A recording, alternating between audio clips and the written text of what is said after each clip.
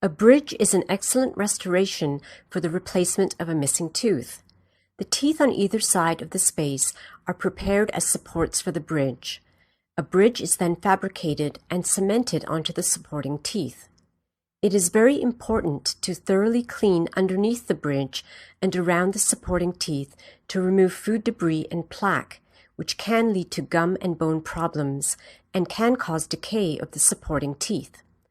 A floss threader can be used to help slide the floss under the bridge. Floss is looped through the floss threader, which is then inserted under the bridge, allowing the floss to be pulled through. The floss is then used to clean under the bridge and also around the supporting teeth. Flossing under your bridge may initially take some time. However, with practice, the procedure will be quick and simple and will keep your gums and teeth healthy.